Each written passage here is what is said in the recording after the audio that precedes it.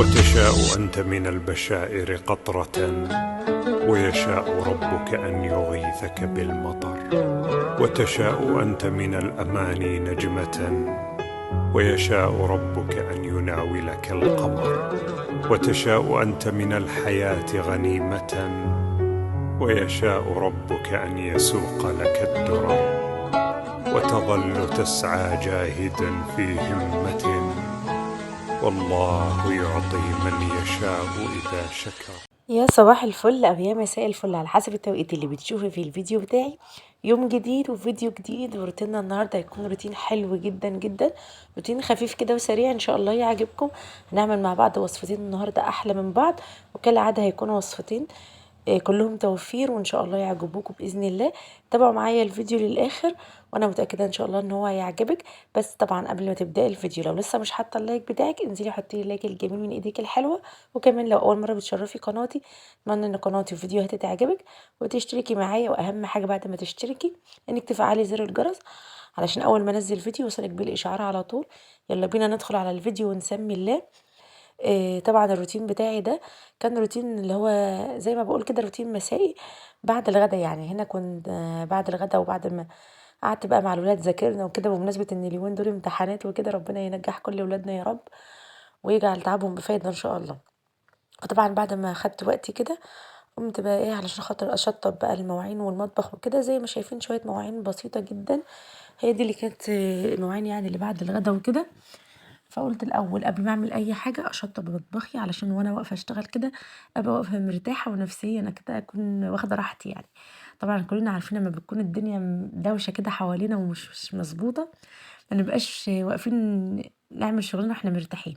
فقلت كده اشطب شويه المواعين دول، بما انهم يعني شويه مواعين صغيرين جدا. فالحمد لله يعني انا عايزه اقول لكم ان انا كنت من الناس اللي ممكن سهل جدا انام ومطبخي مقلوب ومش غاسله المواعين وبكسل وكده. لكن الحمد لله الحمد لله بفضل الله اتغلبت على العاده الوحشه دي خالص، وما بقتش اعرف انام ولا يهدالي بال غير لما اكون مشطبه مطبخي وغاسله مواعيني وعامله كل اللي ورايا. تصحي الصبح بقى كلك كده نشاط وكلك تفاؤل، حاسه ان مفيش وراكي حاجه. هتدخلي مثلا تحضري فطار تعملي غدا، هتبقي لاقيه الدنيا حواليكي مترتبه، مواعينك نظيفه، دنيتك كلها زي الفل. فالموضوع بيكون بسيط جدا وسهل. طبعا ان شاء الله كده الفيديو بتاعنا النهارده هيكون فيه وصفتين حلوين زي ما قلت لكم، عايزاكم تتابعوهم وما تجروش الفيديو خالص علشان ان شاء الله كده تستفيدوا. بما اننا بقى كلنا اليومين دول بندور على الوصفات اللي دايما يكون فيها توفير، فان شاء الله كده الفيديو بتاع النهارده يعجبكم. حطوا لي لايكات طبعا بالله عليكم، اللايك بيفرق جدا جدا في الفيديو. وكمان لو تقدروا تشيروا الفيديو طبعا هيكون يعني شاكره لكم جدا جدا، علشان خاطر بقى نرفع الفيديوهات كده مع بعض وتشجعوني. انا لما بلاقي المشاهدات واللايكات والكومنتات حلوه على الفيديو بتشجع. ساعات ما بنزل الفيديو كده وما يجيليش عليه اي تفاعل، بصراحه بتصدم كده وببقى كارهه ان انا انزل او اشتغل وكده. فشجعوني كتير كتير علشان ان شاء الله اقدم لكم كل حاجه جديده باذن الله. زي ما شفتوا كده شطبت المواعين بتاعتي، قلت كمان بقى اروق الرخامه كده جنب مني، وغسلت الحوض بقى والحنفيه. المهم ظبطت الدنيا كده كلها زي ما انتم شايفين. حبيت بس احط لكم المقطع ده علشان برضو تتشجعوا كده معايا، والناس اللي كانت زي حالتي كده ممكن تكسل على المواعين، لا ما تكسلوش بصراحه. حرام تكسلي كده وتقومي الصبح تلاقي منظر المطبخ مقلوب كده، هيسد نفسك عن الدنيا كلها. فتشجعوا تنشطوا كده، والله المستعان يعني.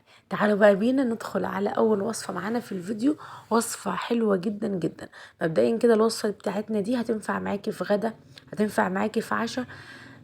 فحلوه قوي. انا النهارده بقى عاملاها لسندوتشات المدارس. فقلت كده اجهزها من بالليل يعني علشان خاطر بقى الولاد ياخدوا منها للمدرسه وكده. انا كنت مصوره الروتين ده بالظبط يوم السبت، فقلت بقى هظبطها كده هتقعد معايا بقى الاسبوع كله. فاول حاجه كده ده عباره عن فراخ مفرومه، انا شارياها جاهزه كده، يعني انا شارياها مفرومه جاهزه. وزنها اقل من نص كيلو، يعني تقريبا حوالي مثلا 300 جرام، ممكن تزيد شويه او حاجه. المهم ان هي يعني في حدود كده، مثلا هنقول صدر فرخه. يعني انت لو عندك مثلا صدر فرخه تاخديه كده تقطعيه وتفرميه، هيديكي نفس الكميه دي تقريبا. آه، الوصفة بتاعتنا دي بقى النهاردة مش هنضيف لها بقى ولا بطاطس ولا عيش ولا اي حاجة من اللي احنا بنزود بيها الكمية. انا هكتفي بيها كده زي ما هي كده بالظبط على الكمية دي من الفراخ المفرومة. خدت كده بصلايه متوسطه مبشوره بشرتها ناعم، وتقريبا حوالي معلقه كبيره كده من ليه الخروف. عايزه اقول لكم طعم الليه في الوصفه دي حلو جدا جدا، لو مش بتحبيها او لو مش متوفره عندك مفيش اي مشكله خالص، بس هي فعلا بتديها طراوه كده وبتديها طعم وريحه حلوه جدا. هنا كمان معايا معلقتين كبار من البقسماط المطحون او الفيجيتار. ده على فكرة الفيجيتار اللي كنت عاملاه معاكم لو تفتكروا على دخلة رمضان، ان شاء الله من وقتها وانا شغالة منه وبستهلكه كمان كتير جدا في الوصفات. فحلوة قوي. يبقى انا كده معايا معلقتين كبار من البقسماط او الفيجيتار وزيهم معلقتين كبار من الدقيق، ولو حابه تستبدلي الدقيق بالنشا مفيش اي مشكله خالص. توابلنا بسيطه جدا، ملح فلفل اسمر شويه من الكزبره الناشفه وشويه من بهارات الفراخ المشكله، توم باودر بصل باودر. خلاص على كده تقدري كمان تستبدلي كل الكلام ده بكيس توابل الفراخ اللي بيكون جاهز اللي بنجيبه من السوبر ماركت عادي جدا. عايزه اقولك كمان لو انت حابه تستغني عن خطوه البصله المبشوره ومش حابه تضيفيها ما تضيفيهاش برضو، ممكن تكتفي بالتوابل. انا عملتها مره قبل كده برضو وكان طعمها حلو، بس للامانه طعمها بالبصل احلى بكتير. حطيت كل حاجه على بعضها كده ورحت كمان مزوده حوالي معلقه كبيره من الزيت، وهمسك بقى كل الخليط بتاعي ده، ادمجه كده كويس جدا مع بعضه لحد ما يتكون معايا عجينه سهله التشكيل كده. ما شاء الله كده اتلفت معايا. السوائل اللي فيها مش كتير خالص لان طبعا معلقتين الدقيق مع معلقتين البقسماط اللي احنا حاطينهم خلوا القوام بتاع العجينه كده متماسك. سبتها طبعا تتشمع كده شويه في التلاجة، وكمان علشان خاطر تتبل وكل التوابل بقى بتاعتنا كده تبقى طعمها باين كده في خلطة الفراخ. جبت هنا صينية، اي صينية عندك طويلة مدورة اي حاجة، ورحت حاطة فيها كيس تلاجة كده فاتحاه ونقطة زيت علشان نفرد بقى كمية الفراخ بتاعتنا. انا عايزه اقول لكم احلى حاجه في الموضوع ان ما كانش مثلا مزوده الكميه بحاجه، يعني انا لو كان عندي بطاطسايه مبشوره كنت زودتها كانت هتديني برضه كميه حلوه، بس اللي عجبني في الموضوع ان انا مش مزوداها باي حاجه وما شاء الله مدياني كميه حلوه جدا جدا. صدر الفرخه ده عمل لي بالظبط 30 قطعه من كفتة الفراخ دي، سميها بقى ناجتس سميها كفتة سميها زي ما تسميها. انا طبعا ما حطيتلهاش كفر بقى اللي هو الكريسبي ده ولا حاجة. فخلينا نقول هي عبارة عن كفتة، لو حطيت لها بقى الكفر ده هتتحول معاكي الناجتس، بس هي كده طعمها تحفة جدا جدا. انا هنا كنت بقطعها، وفي كل مرة لو تلاحظوا هتلاقوني بروح اغسل السكينة او ابلها بالمية علشان طبعا اعرف اقطع ما تبقاش ملزقة معايا. يعني كل مرة كنت بعمل فيها صف كده بالطول كنت بروح اغسل السكينة تحت المية وارجع اقطع تاني. شايفين شكلها عامل ازاي؟ تحسها كده صينية بسبوسة في نفسها، يعني لو حد ما يعرفش ان دي فراخ هيفكرها عاملين بسبوسة او اي حاجة حلوة. بجد حلوة جدا، قطعتها حجم حلو اللي هو ولا كبيرة قوي ولا صغيرة قوي، السمك بتاعها كمان حلو جدا حوالي سنتي كده. فبرضو مش رقيقة ومش سميكة قوي، جميلة جدا جدا. هنا بقى كانت لازقة شوية فانا كنت بحاول اسلكها بس بالسكينة، بس بتطلع معايا بمنتهى السهولة. هنسوي بقى الجناب بتاعتها وخلاص يبقى كده شكلها حلو معايا. في المرحلة دي بقى تقدري تكتفي بيها كده، وتبدأي بقى ان انت تسويها على الوضع ده، او لو حابة تعملها كفر كريسبي زي ما قلنا مفيش اي مشكلة خالص. في الحالتين هيكون طعمها حلو جدا. المهم بس ان انت تراعي بقى الملح بتاعك وتظبطيه علشان ما تطلعش معاكي مثلا ملحه زياده ولا حاجه. شايفين شكلها حلو ازاي؟ وعايزه اقول لكم ريحتها جباره، معلقه اللي هي اللي حاطينها فيها مدياها ريحه حلوه جدا. الخلطه كلها على بعضها بتوابلها بكل حاجه بامانه والله مظبوطه 100%، حلوه جدا جدا. انا المفروض كنت دخلتها الفريزر قبل ما ابدا اقطع منها علشان تبقى سهله شويه في التقطيع، بس انا كنت طبعا مستعجله علشان خاطر التصوير، وكمان زي ما قلت لكم كنا بالليل وكده فانا كنت عايزه اخلص بقى ايه علشان خاطر اشوف اللي ورايا وندخل ننام وكده، يعني عشان كان صباح مدرسه.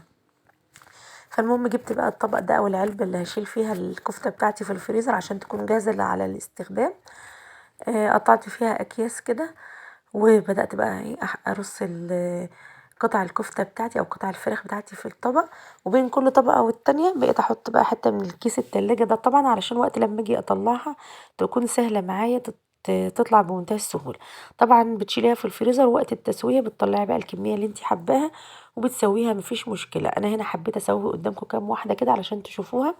هتسويها بقى في طاسة على النار، تقليها في زيت، تسويها على جريل كده. المهم زي ما انت حابه، لو انت حباها مقليه طبعا بتقليها في زيت بقى غزير كده وتحمريها، هتكون حلوه جدا. حابه تعمليها زي، ودي الطريقه اللي انا بفضلها، ان انا اعملها زي المشويه كده بالظبط، على طاسه على النار على جريل على اي حاجه. انا بما ان انا عندي يعني الجريل اللي هو الكهرباء ده، فبصراحه بيسهل معايا جدا وبيكون اسرع وبيكون تسويته احلى كمان.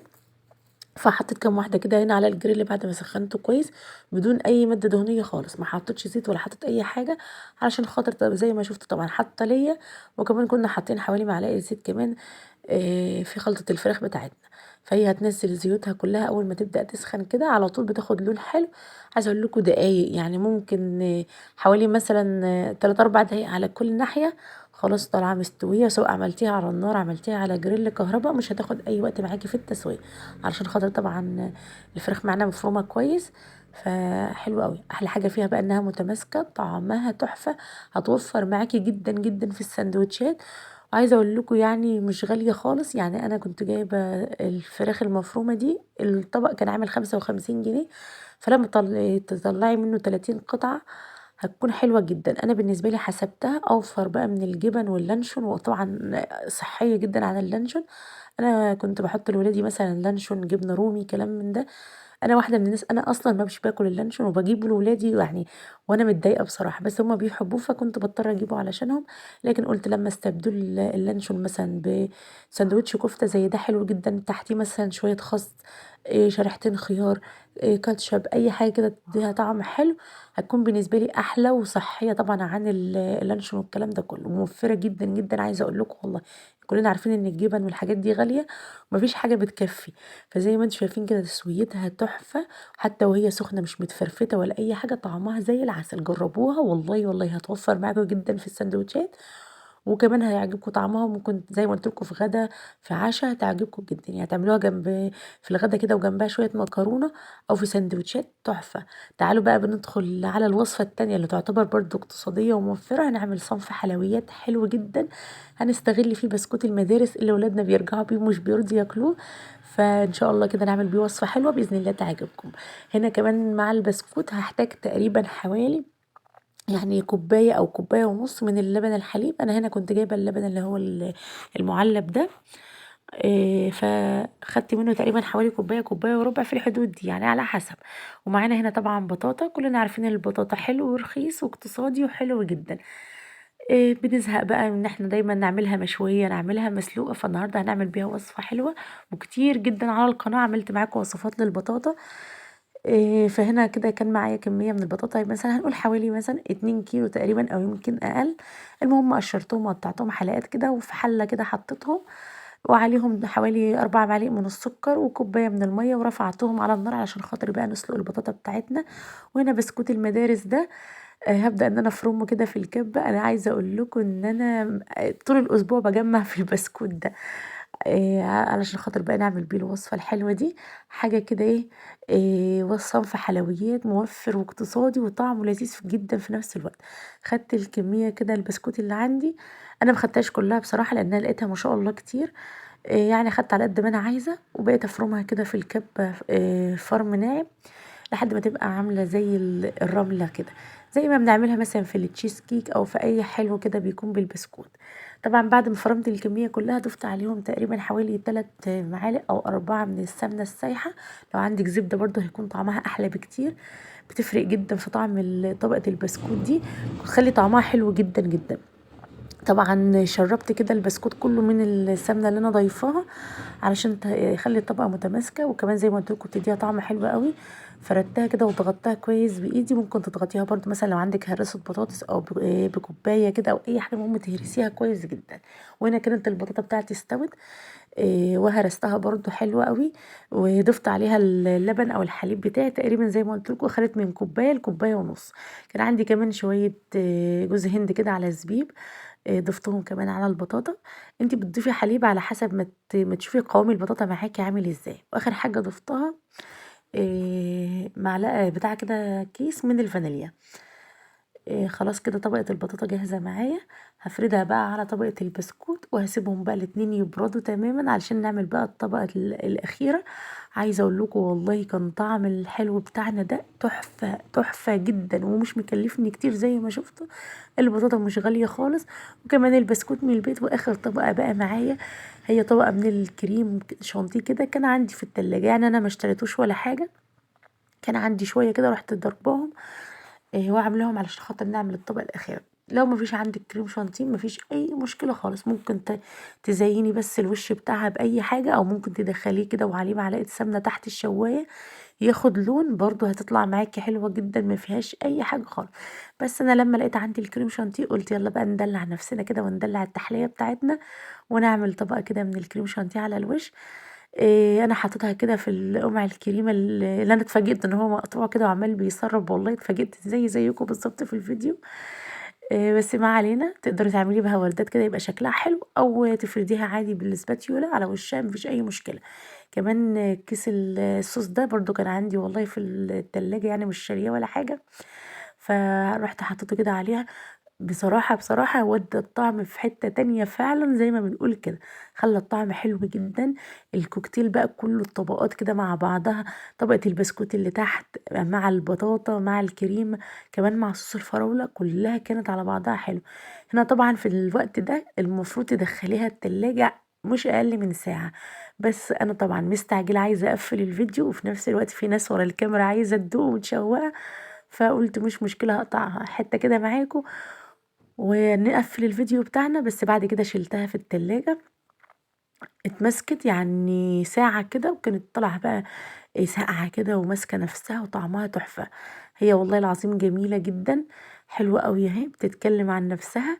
تخيلوا انتوا بقى الميكس ده، من تحت بسكوت كده بالزبدة او بالسمنة، على طبقة بطاطا كده متشربة بالحليب كويس جدا، ومن فوق كده كريمه بصوص الفراوله، الميكس كله على بعضه حقيقي تحفه، طعمها حلو. انا والله من حلاوتها ما كنتش عارفه يعني اوقف اكلي فيها. طبعا يا رب الفيديو بتاعي النهارده وصفاتي تكون عجبتكم. قبل ما تطلعوا من الفيديو ما تنسوش اللايك الجميل بتاعكم، انا عايزه لايكات كتير على الفيديو وكومنتات كمان حلوه، ومع السلامه.